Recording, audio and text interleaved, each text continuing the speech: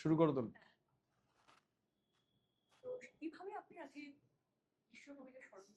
দেখুন, আমার কাছে রবীন্দ্রনাথ একটা জাতির নাম।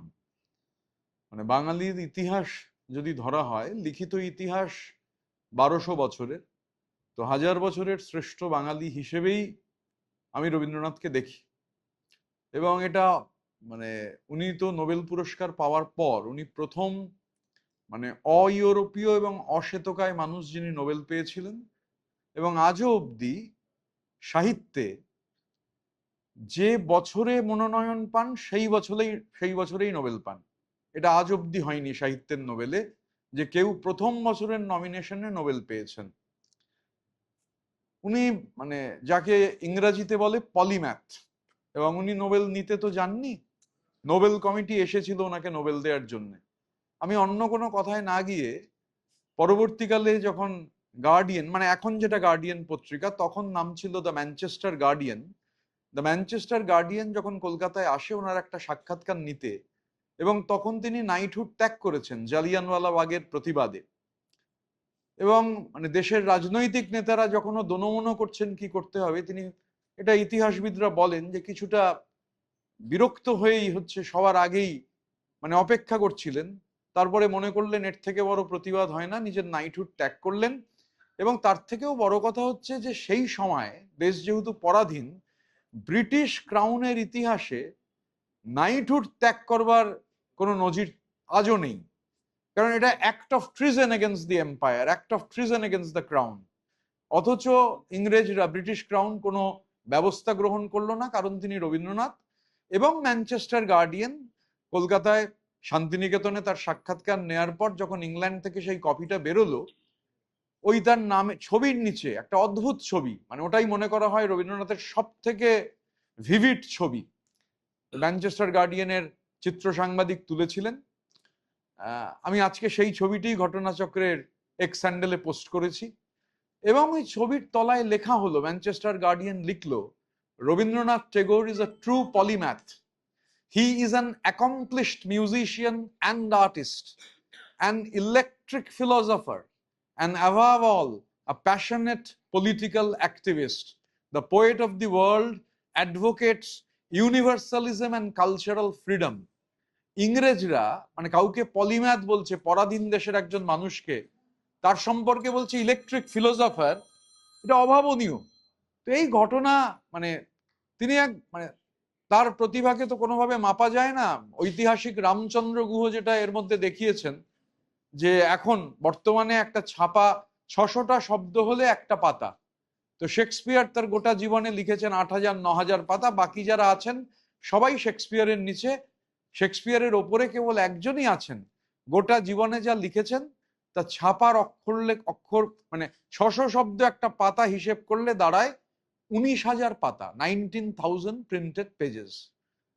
তো মানে রবীন্দ্রনাথ সম্পর্কে হয়তো কথা বলার ধৃষ্টতাই আমার নেই, কিন্তু আমি এইভাবেই দেখি যে উনি মানে আমার কাছে উনি একটি জাতির নাম, বাঙালির ইতিহাসের শ্রেষ্ঠ বাঙালি, এইভাবেই আমি রবি ঠাকুরকে দেখি। আজকে বিশেষ দিন আরো কিন্তু ঘটে গেছে বলে সেই প্রসঙ্গে আসছি, সেটা হচ্ছে যে ভবানী ভবনে শেষে সুমিত রায় গেলেন। ভালো তো, মানে আমরা সুমিত রায় অন্তর্ধান রহস্যের মানে জবনিকা পতন হলো, উনি হাজিরা দিয়েছেন। স্বাভাবিকভাবে যারা তদন্তকারী সংস্থা আছেন, এটা এখন up to them, it's now between Sumit Roy and the investigating agencies. আমরা বাংলার মানুষ অপেক্ষা করব যে তদন্তে কি উঠে আসে, কতটা তদন্তকারী সংস্থা আমাদের জানাবেন সেটা আমরা অপেক্ষা করব।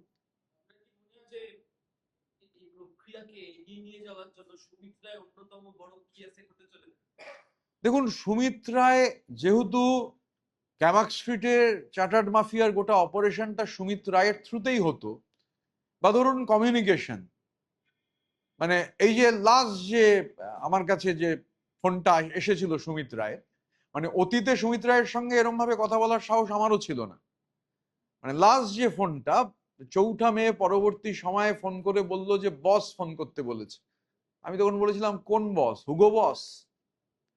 তো স্বাভাবিকভাবে মানে সুমিত রায় তো কমিউনিকেটর ছিল আমার সঙ্গে, যদিও মূল কমিউনিকেশনটা বেশিটা প্রতীক জৈন গোদরেজ ওয়াটার সাইড থেকে হতো, কিন্তু বিভিন্ন নির্দেশ তো সুমিত রায়ের মাধ্যমেই আসতো, বা এগরার ওই যে ঠিকাদার, এই যে টুলু মণ্ডল যেহেতু এখন হট টপিক, এগরার ঠিকাদারের যে কথা, মানে টুলু মণ্ডলের বিরুদ্ধে সেই এগরার ঠিকাদার কেন বেশি লাফালাফি করছে, সেই ধমকটাও কিন্তু সুমিত রায়ের থ্রুতেই গেছিল। সুমিত রায় চার্টার্ড মাফিয়ার ম্যান ফ্রাইডে, সুতরাং প্রপার ইনভেস্টিগেশন মানে will lead all roads to রোমের মতো ক্যামাক স্ট্রিট পর্যন্ত সমস্ত রাস্তা নিশ্চিতভাবে পৌঁছবে।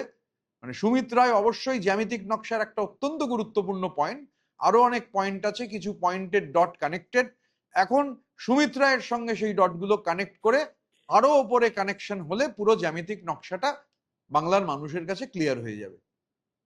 দ্বিতীয়ত হচ্ছে আজকে এই গত কয়েকদিন ধরে বিভিন্ন জায়গা থেকে অভিযোগ আসছিল শাসক দলের ও কয়েকজনকে নিয়ে, তো কয়েকজনকে সাসপেন্ডও করেছে, শোকজ করা হয়েছে।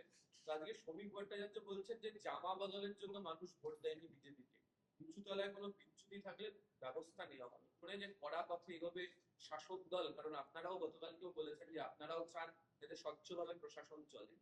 এটা শাসক বিরোধী সবার ক্ষেত্রেই প্রযোজ্য। একটা পলিটিক্যাল ফোর্সের মধ্যে কেউ যদি গোলমাল করেন, তো তার বিরুদ্ধে ব্যবস্থা নেওয়াটা সেই পার্টির প্রায়োরিটি হওয়া উচিত। এখন সেই পার্টি সেটা প্রায়োরিটি করবেন কি করবেন না, সেটা পার্টি নেতৃত্বের ওপর নির্ভর করে। এখন বিজেপি একটা অন্য রাজনৈতিক দল, বিজেপি কি করবে, কিভাবে তার ইমপ্লিমেন্টেশন হবে, সেটা বিজেপির নিজস্ব আভ্যন্তরীণ ব্যাপার।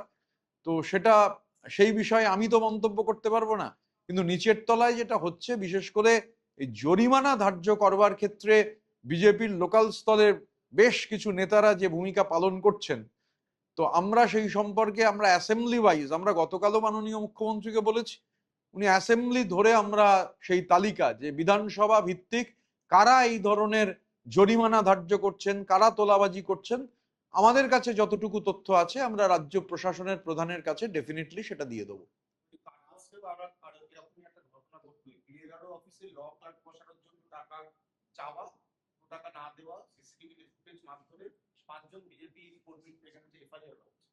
বললাম তো, এটা যদি ব্যবস্থাটা যদি শুরু থেকে নেওয়া হয় তাহলে গোটা বিষয়টাকে কন্ট্রোল করতে সুবিধা হয়, কিন্তু সবটাই হচ্ছে রাজনৈতিক সদিচ্ছার প্রশ্ন। তো রাজনৈতিক সদিচ্ছার ওপর এটা নির্ভর করে। সুতরাং আমাদের কাছে যে ডেটা অ্যাভেলেবেল আছে, ধরুন আমাদের এমএলএরা আমাদের গ্রাউন্ড লেভেলে যে কর্মীদের কাছে, আমি আজকেও এখানে আসতে গিয়ে একটা ফোন পেয়েছি, একজন কাউন্সিলর, তিনি জামিন পেয়েছেন কিন্তু তিনি ঢুকতে যাচ্ছেন, বলছে টাকা দিতে হবে। তো আমি প্রোগ্রামটায় ঢুকে গেছিলাম, আমি ডেফিনেটলি এরপর তার সঙ্গে ফোন করে পুরো ডিটেলটা নিয়ে, আর এটা তো বিচ্ছিন্নভাবে দিয়ে হবে না, এমএলএ ভিত্তিক, বিধানসভা ভিত্তিক আমরা তালিকা, জেলা ভিত্তিক তালিকা আমরা রাজ্যের প্রশাসনিক প্রধানকে, মুখ্যমন্ত্রীকে দেবো।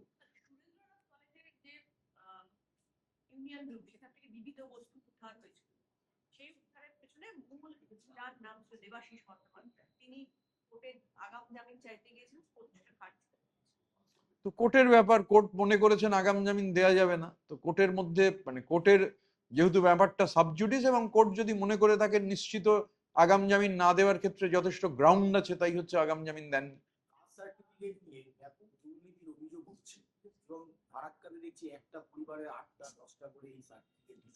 দেখুন, কাস্ট সার্টিফিকেট নিয়ে অন্তত আমার কাছে মানে নিজস্ব সেই প্রমাণ আছে যে আমি কাস্ট সার্টিফিকেট নিয়ে একাধিকবার, এটা আমি বলবো না যে চার্টার্ড মাফিয়া বা প্রাক্তন মুখ্যমন্ত্রী ওই অবধি যাওয়ার সুযোগ ছিল না তখন, আমি এই কাস্ট সার্টিফিকেট নিয়ে যে অ্যানোমালি হচ্ছে, ম্যাল প্র্যাকটিস হচ্ছে, এটা আমি গোদরেজ ওয়াটার সাইডে প্রতীক জৈনকে একাধিকবার জানিয়েছি। এবং এই অনেক অফিসার, আমি অফিসারদের নাম বলে তাদের বিব্রত করব না, আইএএস র্যাঙ্কের অফিসার, আমার অত্যন্ত মানে অভিভাবক সম একজন, মৌলানা আজাদ কলেজের প্রাক্তনী, তিনি আমাকে বহু তথ্য দিয়েছিলেন। আমি তাকে বলেছিলাম আপনি আপনার মতো করে জানান, আমি আমার মতো করে জানাই, কিন্তু এগুলো দিয়েও কোনোটাই লাভ হয়নি, কারণ একজন পার্টিকুলার লোকের ওপর এই দায়িত্ব দেওয়া হয়েছিল, সে হাতে মাথা কাটবার মতো সেই একই ব্যাপার, মানে ওই রকম বলে দেওয়া ও যেটা করবে সেটাই ফাইনাল, কেউ মাথা ঘামাবে না। তো অ্যানোমালি হচ্ছে জানানোর পর দেখুন আমরা জানাতে পারি, এই গতকাল যেমন অপূর্ব সরকারের কথা আপনারা শুনেছেন, ডেভিড আমাদের এনডব্লিউসির মেম্বার, আমাদের সাংগঠনিক জেলার সভাপতি, ডেভিড তো সব জায়গায় চিঠি করেছে, চিঠি করে যে কিছু হয়নি তা আপনারা জেনেছেন। আকরুজ্জামান ক্যাটেল স্মাগলিং নিয়ে খাগড়াগড় বিস্ফোরণের পর এনআইএ তদন্তে যখন তার এরিয়ার একটা জায়গা উঠে আসছে, ক্যাটেল স্মাগলিং নিয়ে যখন বলতে গেছেন, ক্যাটেল স্মাগলিং এ যেটা হয়েছে আপনারা শুনেছেন, যারা ক্যাটেল স্মাগলার ছিল তারা বলছে যে কে কোথায় কাঠি করে দিল, 5 কোটি টাকা দিচ্ছিলাম 10 কোটি টাকা করে দিতে হচ্ছে।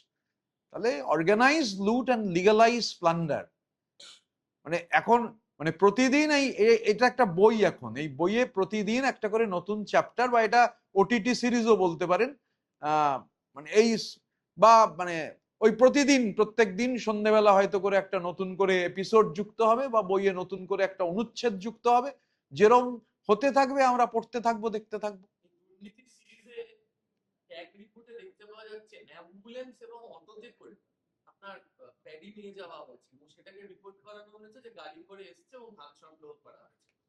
আমি কি বলছি যে একটা সেটআপে যখন মানে অর্গানাইজ লুট আর লিগালাইজ প্লান্ডার, মানে লুটটা অর্গানাইজড আর সেটাকে লিগাল একটা ফ্রেমওয়ার্ক দেওয়া হয়েছে। আপনি যদি আমফানের ক্যাগ রিপোর্ট দেখেন, প্রায় 1,44,000, আমি সংখ্যাটা একবার দেখে বোধহয় বলতে হবে, সংখ্যাটা ওই রকমই মনে হচ্ছে, যে ব্যাংকের কাছে যে নথি আছে আর যে ভাউচার রয়েছে তাতে 1,44,000 নামই মিলছে না। তাহলে এটা তো মানে লুটটা হয়েছে তো অর্গানাইজড ওয়েতে, লুটটা হয়তো রাজনৈতিকভাবে হয়েছে, তার সঙ্গে প্রশাসনের কিছু লোক যুক্ত ছিল, কিন্তু তাকে যখন লিগাল ফ্রেমওয়ার্কের মধ্যে আনা হয়েছে তখন সরকার যুক্ত থাকেন বলেই তো লিগালাইজ প্লান্ডার হয়। সরকার যুক্ত না থাকলে সেটা লিগালাইজড হতো না, নর্মাল প্লান্ডার হতো। তো এটা একটা অর্গানাইজ লুট অ্যান্ড লিগালাইজ প্লান্ডার। আচ্ছা, একজন করে আপনি বলুন।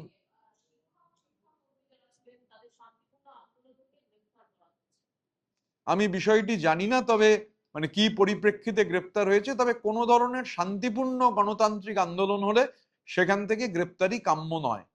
আন্দোলন যদি শান্তিপূর্ণ এবং গণতান্ত্রিক উপায়ে হয়, সেই জায়গা থেকে গ্রেপ্তার কখনো গণতান্ত্রিকভাবে কাম্য নয়, উচিত নয়।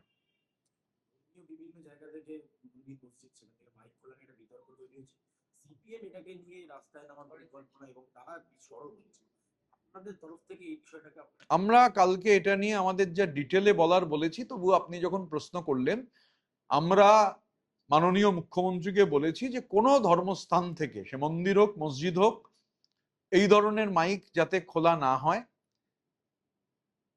এটা এক।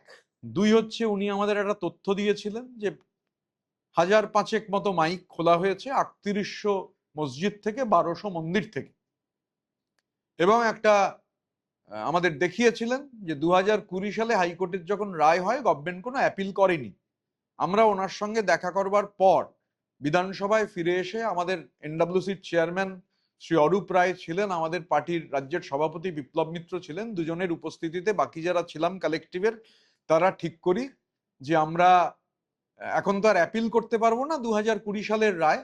আমরা অল ইন্ডিয়া তৃণমূল কংগ্রেসের পক্ষ থেকে এই সিদ্ধান্ত পুনর্বিবেচনা করার জন্য আবেদন জানাবো। গতকাল রাত্রিবেলায় আমাদের আইনজীবীর সঙ্গে কথা বলেছি, আজকে সন্ধ্যাবেলা আইনজীবীর অফিসে টাইম হয়েছে, আলোচনা করে যাতে সামনের সপ্তাহে এই আবেদন পুনর্বিবেচনা করার জন্য অল ইন্ডিয়া তৃণমূল কংগ্রেসের পক্ষ থেকে আবেদন আমরা করতে পারি, তার লিগ্যাল ফ্রেমওয়ার্ক আমরা রেডি করছি। প্রাক্তন বিধায়ক তিনিও গ্রেফতার এবং তোলাবাজির অভিযোগে গ্রেফতার। দেখুন, মানে কেউ যখন গ্রেপ্তার হন তো নির্দিষ্ট অভিযোগের ভিত্তিতে হন। তো আমি বিষয়টা, যেহেতু আমার কাছে কোনো সম্যক ধারণা নেই, তো স্বাভাবিকভাবে না জেনে বলা উচিত নয়। তবে আপনি যখন বললেন আর আমি একটু বেরোবো, আবার অ্যাভেলেবেল আছি হোল্ডে, আমি ডেফিনেটলি জেনে নেবো যে কি। সকলে বলছেন যে যার ঘনিষ্ঠ ছিলেন যে সাংসদের, তিনি তো বৈঠক করছেন দিল্লিতে, তার ঘনিষ্ঠরা এভাবে গ্রেফতার হয়ে যাচ্ছে। দেখুন ওই চত্বরে ঘনিষ্ঠ, হ্যাঁ এটা ঠিক যে ওই পার্থ ভৌমিকের ছেড়ে যাওয়া সিটেই সনদ দে হচ্ছে তিনি বিধায়ক হয়েছিলেন পার্থ ভৌমিক এমপি হওয়ার পর, এবং অবশ্যই উনি ওখানে পার্টিরও নেতৃত্ব ছিলেন, প্রভাবশালী নেতৃত্ব।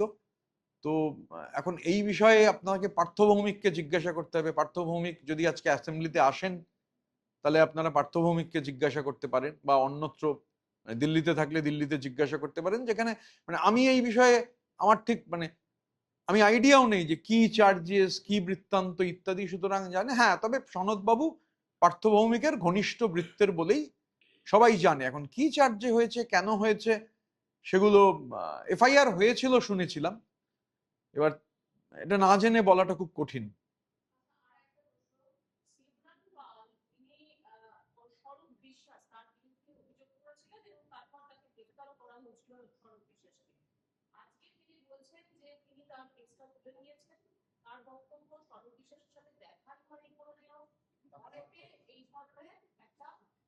কলেজে আমাকে জোর করে চাপ দিয়ে অভিযোগ করানো হয়েছে, আমি তো স্বরূপ বিশ্বাসের কাছে কোনোদিন যাইনি। এদিকে তিনি ধর্ষণ শ্লীলতাহানির অভিযোগ করেছেন। যে আমি এই ব্যাপারে কি মানে আমি আমার মানে how can I comment on it, যে কেউ যদি মানে এটাও তাহলে মানে যেহেতু অভিযোগ হয়েছিল, উনি অ্যারেস্ট হয়েছিলেন, আজকে এখন শোনা যাচ্ছে, এটাও তাহলে তদন্ত করে দেখা উচিত। তদন্ত করলে ক্লিয়ার হবে। মানে এই ব্যাপারে না জেনে কোনো কথা বলা, মানে আমি তো আপনার মুখেই শুনছি, মানে তো এটা নিশ্চিতভাবে যারা কম্পিটেন্ট অথরিটি আছে তাদের দেখতে হবে বিষয়টা কি। ঠিকভাবে বিদ্যার্থী পরিষদ তারা একটা উদ্যোগ নিচ্ছে, কলেজে কলেজে তোলাবাজি, ইন্ডিয়াদের একটা দাপট, তারা একটা সংস্কৃতি ফিরিয়ে আসবে, কলেজে গান, একটা আড্ডা, একটা কালচারাল বিষয়, এতে কলেজগুলো কি বদল হবে? দেখুন, কলেজের প্রথম যেটা প্রয়োজন, আমি ছাত্র আন্দোলনের একজন কর্মী ছিলাম 1996 থেকে 2014 সাল পর্যন্ত। আমি সক্রিয় ছাত্র রাজনীতি করেছি, কোনো স্টেপ জাম ছিল না। কলেজের জিএস ছিলাম, ইউনিট কমিটির সেক্রেটারি ছিলাম, লোকাল কমিটির সেক্রেটারি ছিলাম, জোনাল কমিটির সেক্রেটারি ছিলাম, জেলার সেক্রেটারি ছিলাম, রাজ্যের জয়েন্ট সেক্রেটারি ছিলাম, অল ইন্ডিয়ার জয়েন্ট সেক্রেটারি ছিলাম, 8 বছর অল ইন্ডিয়ার জেনারেল সেক্রেটারি ছিলাম। তো ছাত্র আন্দোলনের কর্মী হওয়ার অভিজ্ঞতা থেকে এটুকু বলতে পারি যে সবার আগে যেটা প্রয়োজন, আমরা দাবিও করেছি, আমি বিধানসভায় বলার সময় বলেছি, অবিলম্বে ছাত্র সংসদ নির্বাচন চালু করা দরকার। ছাত্র সংসদ নির্বাচনটা সরকারের প্রায়োরিটি হওয়া উচিত। আমি আলাদা করে মাননীয় মুখ্যমন্ত্রীকে একটা চিঠি দেবও ঠিক করেছি, মাননীয় শিক্ষামন্ত্রীকেও দেবো, যে অবিলম্বে, কাল বিলম্ব না করে অবিলম্বে ছাত্র সংসদ নির্বাচন বন্ধ করে দেওয়াটা ফ্যাসিবাদের একটা চরম রূপ। ছাত্র নির্বাচন এই যে বিধানসভায় যদি দেখেন, সে অশোক দেব থেকে শুরু করে রাজ্যের বর্তমান মুখ্যমন্ত্রী শুভেন্দু অধিকারী, তাপস রায় থেকে শঙ্কর ঘোষ আমার ডিরেক্ট লিডার ছিলেন। শঙ্কর ঘোষরা যখন সেক্রেটারিয়েট থেকে বিদায় নিয়েছেন, আমি সেক্রেটারিয়েট মেম্বার হয়েছি। এই বিধানসভায় এরকম অসংখ্য ছাত্র আন্দোলনের আমার জুনিয়র এরকম তো আমি দেখছি বিধায়ক হয়ে এসেছেন। আমি যখন অল ইন্ডিয়া সেক্রেটারি রাজনীতি করেছেন, বিধানসভায় সদস্য হয়েছেন, এসেছেন। তো ছাত্র আন্দোলন বেসিক্যালি রাজনীতির একটা সাপ্লাই লাইন, এবং ছাত্র আন্দোলন না করলে স্বাভাবিকভাবে রাজনৈতিক আন্দোলন করবার ক্ষেত্রেও, মানে ছাত্র আন্দোলন পাঠশালার মতো। তো আমার সরকারের কাছে বিনীত অনুরোধ, আমি লিখিতভাবেও জানাবো, যে অবিলম্বে, আগে বাকি সব পরে হবে, আগে ছাত্র সংসদ নির্বাচনটা এনশিওর করা হোক। দেখুন, যেটা হয়নি তার পোস্টমর্টেম করে কাটাছেড়া করে তো লাভ নেই। ছাত্র নির্বাচন করতে না দেওয়াটা, আবার মানে শোনালে লোকে বলবে যে বাইরের ইতিহাস বলছে, কিন্তু প্রবলেম হচ্ছে যে নর্মাল ভোট বন্ধ হওয়ার আগে ওখানে ছাত্র ভোট ছিল না, কিন্তু ফুয়েরার প্রথমে এই ধরনের স্টুডেন্ট অ্যাসোসিয়েশন গুলোকে নিষিদ্ধ করে দিয়েছিলেন, তারপরে রাইক্সটাগে আগুন জ্বালিয়েছিলেন, তারপরে ভোট নিষিদ্ধ হয়েছিল। ভোট না করতে দেওয়াটা একটা ফ্যাসিস্ট টেন্ডেন্সি, গণতান্ত্রিক কাঠামোতে সেটা হওয়া উচিত নয়। আমরা এক্সপেক্ট করব সরকার অবিলম্বে, মানে সরকারের উচিত যে অবিলম্বে এবং ফেয়ার ইলেকশন হওয়া উচিত। ফেয়ার ইলেকশনে যে খুশি জিতুন, যে জিতবেন সে জিতবেন, কিন্তু ছাত্ররা ভোট দেওয়ার অধিকার পাক, নির্বাচনে অংশগ্রহণ করার অধিকার পাক। মানে এই যে ধরুন, আমরা নর্মাল ইলেকশনের form fill up, nomination fill up করতে তো শিখেছি ছাত্র সংসদের নমিনেশন ফিল আপ করাতে হাত পাকিয়ে। তো এগুলো মানে খুব জরুরি, ছাত্র সংসদ নির্বাচনটা অবিলম্বে সরকার যেন ঘোষণা করেন, এই দাবি আমাদের আছে। আমরা মাননীয় মুখ্যমন্ত্রী এবং মাননীয় উচ্চশিক্ষা মন্ত্রীকে 12 তারিখে চেষ্টা করব চিঠিটা দেওয়ার। যেহেতু সামনেই 28 আগস্ট ছাত্র পরিষদের অনুষ্ঠানও আছে, আপনারা যদি নিয়ে সমাবেশ করেন সেখানেই দাবিটা রাখবেন? এটা তো একটা নর্মাল দাবি, মানে এই দাবিটা বারবার আমরা উত্থাপন করেছি, এবং এটাই যে কোনো, দেখুন, irrespective of colour, irrespective of colour যে কোনো ছাত্র সংগঠনের এটাই দাবি হওয়া উচিত যে ছাত্র সংসদ নির্বাচন হোক, মানে অন্য কোনো দাবির প্রায়োরিটি হওয়া উচিত নয়। কারণ এই যে দীর্ঘ সময় ধরে ছাত্র সংসদ নির্বাচন বন্ধ, এগুলো থেকে মানে এটা একটা ডেমোক্রেটিক প্র্যাকটিসটাকে হচ্ছে আনসেটল করে দেয়। মানে তথাকথিতভাবে আমি এরকম শুনেছি, মানে আমার অনেক সহকর্মী অধ্যাপনা করেন, অনেক প্রাক্তনী, তারা কলেজের প্রিন্সিপালও আছেন, এরকম এক প্রাক্তনী আমায় বলেছেন মানে কলেজের স্টাফ সেই নাকি কলেজের জিএস। মানে আমি তো হতবাক শুনে। আমার এক প্রাক্তনী যিনি একটি অত্যন্ত গুরুত্বপূর্ণ কলেজের প্রিন্সিপাল, তার থেকে শুনেছি, বিশ্ববিদ্যালয়ে আমার এক শিক্ষক বন্ধু, তার থেকে শুনেছি, বলছে কলেজের স্টাফ সেই হচ্ছে ছাত্র সংসদের জিএস। এই মানে অভাবনীয় ব্যাপার আর কি। অভিষেক বন্দ্যোপাধ্যায় হাইকোর্টে গেছেন এবং তিনি বলেছেন একের পর এক ফৌজদারি মামলা দেওয়া হচ্ছে, তার মৌলিক অধিকার ক্ষুণ্ণ করা হচ্ছে, তাকে কাজ করার সুযোগ দেওয়া হচ্ছে না। কোনো অভিযোগই তো তার বিরুদ্ধে প্রমাণিত নয়, শুধুমাত্র রাজনৈতিক পালাবদলের পর তাকে হেনস্থার সুযোগ হয়। আমি তো মহামান্য হাইকোর্টের জাজ নই, তো এই বিষয়ে যা বলার মহামান্য হাইকোর্টের জাজরা বলবেন। সেক্ষেত্রে প্রশ্ন যেটা খুব দুঃখজনক ঘটনা ঘটেছে, ইসলামপুরের একজন স্কুল টিচার, তাকে গুলি করা হয়। শিলিগুড়ি নিয়ে যাওয়ার পথে তার মৃত্যু। অনেকেই বলছেন যে হানাহানি হচ্ছিল। মানে একজন স্কুল শিক্ষক তিনি যদি গুলিবিদ্ধ, সাংঘাতিক ঘটনা, মানে এটা তো একটা সিরিয়াস ঘটনা। অবিলম্বে এর তদন্ত হওয়া উচিত, পূর্ণাঙ্গ তদন্ত হওয়া উচিত, দোষীদের অবিলম্বে তাদের হচ্ছে গ্রেপ্তার করার ব্যবস্থা করা উচিত, এবং কি পরিপ্রেক্ষিতে হয়েছে, কেন হয়েছে, অবিলম্বে রাজ্য প্রশাসনের এই বিষয়ে হস্তক্ষেপ করা উচিত এবং বিবৃতি দেওয়া উচিত। কারণ আমাদের সবার জানা দরকার যে কোন পরিস্থিতিতে এইরকম একটা ঘটনা ঘটলো যে একজন স্কুলের প্রধান শিক্ষক গুলিবিদ্ধ হলেন এবং তার মৃত্যু ঘটলো।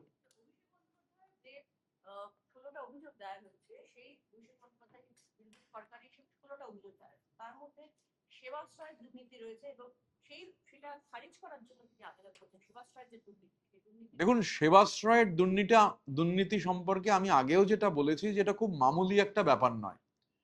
Sebashray is not a normal thing.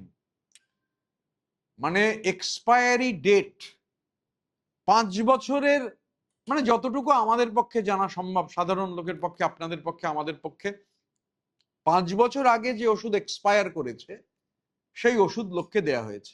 আচ্ছা, অভিষেক বাবুকে 5 বছর আগে এক্সপায়ার হওয়া চোখের ওষুধ দিলে উনি খাবেন? এসএসকেএমই যেতে চাইছেন না, জন হপকিন্স ছাড়া দেখাবেন না।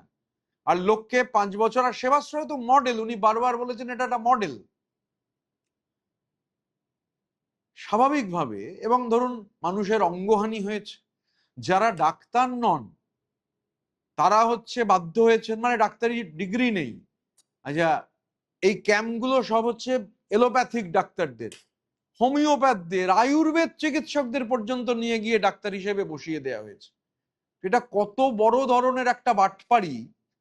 এবং সেবাশ্রয়, এবং আমি এখন তো শুনছি যে আলট্রাসোনোগ্রাফিক মেশিন, এক্স রে মেশিন, এগুলো নিয়েও, ধরুন আলট্রাসোনোগ্রাফি মেশিন, আমার মানে ফার্মাসির কোনো বিরাট অভিজ্ঞতা নেই, কিন্তু কমন অভিজ্ঞতা থেকে ধরুন মানে নানান ধরনের মেশিন, এই যে আমি বলেছিলাম আমি যেখানে চোখ দেখাই নেত্রালয়ে, চোখেরও এনজিও হয়। আমার রেগুলার ইন্টারভ্যালে বাঁ চোখের এই পরীক্ষাটা করাতে হয়, আমার বাঁ চোখের একটু সমস্যা রয়েছে। তো সেখানে শুনছিলাম যে ওটা একদম ডার্ক রুম, মানে ওটা থেকে কোনোভাবে ওখানে যদি আলো প্রবেশ করে মেশিনটা ক্ষতিগ্রস্ত হবে। নানান ধরনের আলট্রাসোনোগ্রাফি মেশিন, শোনা যাচ্ছে এমআরআই মেশিন, এগুলো নাকি সরকারি হাসপাতাল থেকে বার করা হয়েছে। এগুলো তো বার করলে নষ্ট হয়ে যাবে মেশিন, কাজ হবে না। মনুমেন্টাল যে হচ্ছে মানে দম্ভ ঔদ্ধত্য থেকে যা প্রাণে চেয়েছে তাই করেছেন। স্বাভাবিকভাবে সেবাশ্রয় কোনো মামুলি ব্যাপার নয়। আর এই যে হাওড়ার বালিতে যে কোটি কোটি টাকার বিদেশি ওষুধ ওই আরেকজন ম্যান ফ্রাইডে কৈলাস তার গোডাউন থেকে উদ্ধার হয়েছিল, বা মাটির তলা থেকে যে ওষুধ পাওয়া যাচ্ছে, এক্সপায়ারি ডেট, এই বিদেশি ওষুধের আদেও কোনো বাস্তবতা আছে কিনা, এগুলো জাল ওষুধ না সত্যিকারের ওষুধ, সেবাশ্রয় কোনো মামুলি ব্যাপারই নয়। আর মানে আমার তো নর্মালি মনে হয় হপকিন্স কেন, সেবাশ্রয় আছে তো আয়ুর্বেদিক, হোমিওপ্যাথ, এদের ডেকে চোখটা দেখিয়ে নিলেই তো ঝামেলা মিটে যায়। সাধারণ লোককে যদি মানে এই চরম ভণ্ডামি, যারা ডাক্তার নয় তাদের দিয়ে, এবং এক গান পয়েন্ট, সেকেন্ড ইয়ারে পরে বলছে না গেলে উপায় নেই, বিপদ হয়ে যাবে, সিনিয়ররা বলেছে ওখানে গিয়ে বসতে হবে। এবং স্বাভাবিকভাবে এই গোটা বিষয়টা খুব সিরিয়াস তদন্তের আওতায় আসা উচিত। সেবাশ্রয় কিন্তু খুব মামুলি একটা ব্যাপার নয়।